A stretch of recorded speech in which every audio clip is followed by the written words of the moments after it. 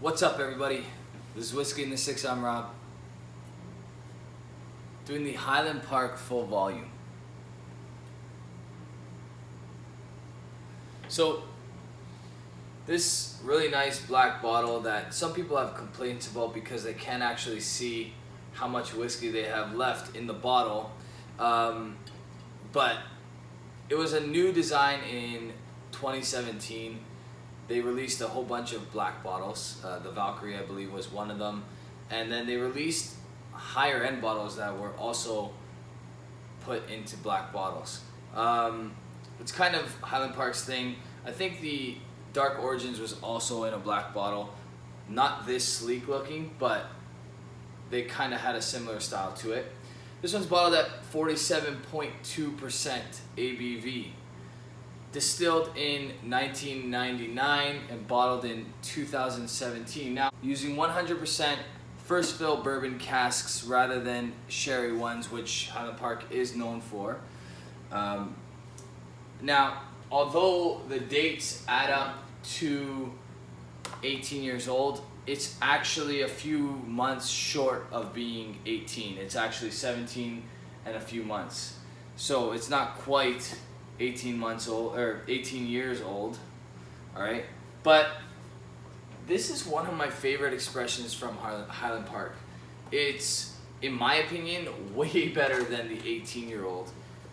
And it has zero sherry, which is kind of out of the ordinary for me. I'm known to be a sherry lover, but this has none whatsoever. It has some peat in it, not much. It's all around just a lovely whiskey. So I'm going to talk about that right now.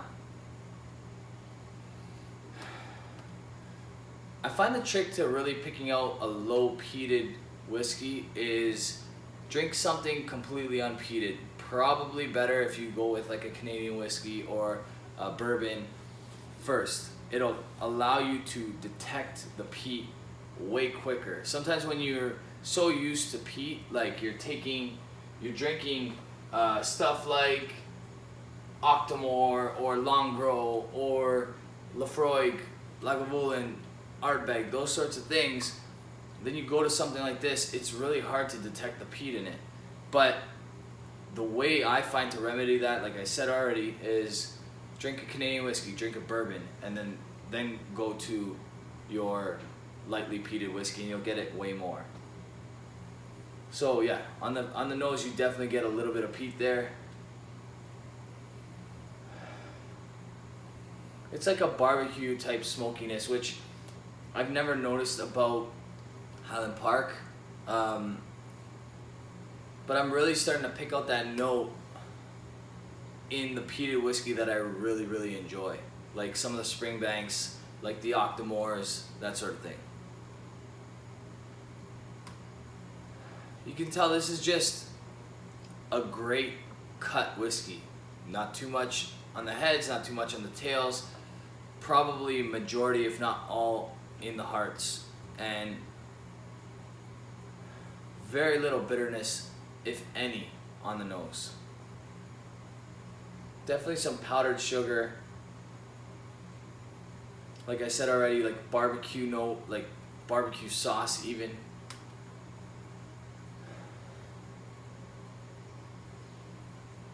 Like an applewood barbecue sauce, that's what I'm picking up here.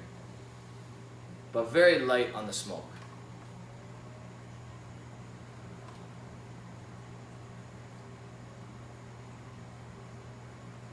It's pretty thick.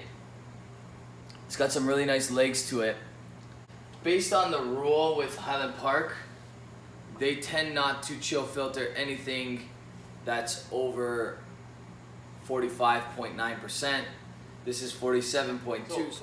Although this looks like it might not be chill filtered, it says right on the box here, filtered at +4 degrees Celsius. So I would never have guessed that this is chill filtered. Based on the legs, based on the butteriness, the viscosity of the whiskey, that just goes to show you the importance of ABV.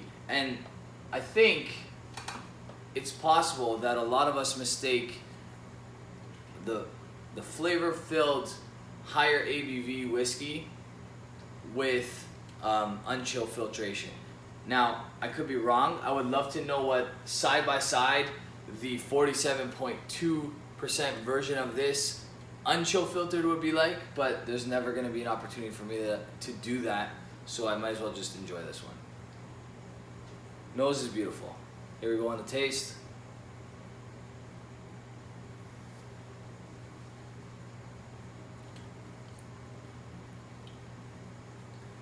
Man, I never thought I would enjoy a 100% ex-bourbon aged whiskey this much. I just absolutely love it.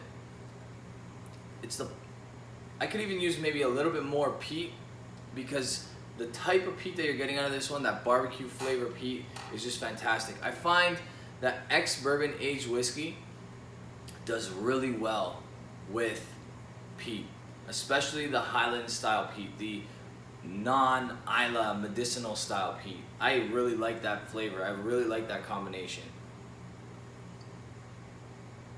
Just a beautiful flavor. That barbecue sauce that I told you about, smoky. I recently bought a Traeger barbecue, and every time I taste a Highland type peat, it brings me right back to like the barbecued ribs that I'll have on it, some of the barbecued chicken, but like none of those savory notes. It's mostly like just what you would get as a result of that smoky flavor and that sauce that you would put that usually tends to be a little bit sweeter. Just beautiful. Honestly, this is awesome.